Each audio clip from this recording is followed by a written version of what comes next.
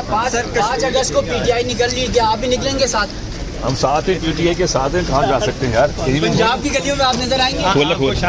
Sir Kashmir election का जो boycott किया गया था सर, इस हवाले से क्या कहेंगे? पीटीआई का फैसला वो पार्टी का डिसीजन था, या पार्टी का डिसीजन जो था पार्टी के डिसीजन के साथ।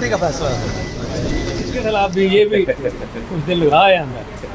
तो कहने का मकसद ये है कि अल्हम्दुलिल्लाह हम खड़े हैं और फेस कर रहे हैं चीज़ों को, और हमें आज सुप्रीम कोर्ट में इंसाफ मिला है। जैसे कि अली जफर साहब ने कहा, तो मैं समझता हूँ कि हमारे साथ मीडिया का भी जो है ये बड़ा रोल रहा है।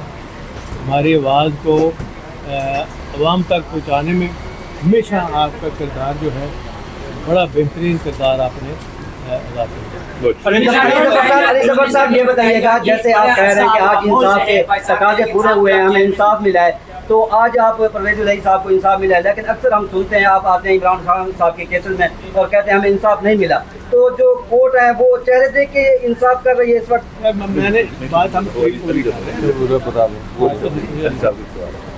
देखिए जनाब, जहाँ तक इंसाफ का है, हम खान साहब के लिए भी उसी तरह काविश कर रहे हैं और इंशाल्लाह उनको भी आप देखेंगे कि इंसाफ मिलेगा।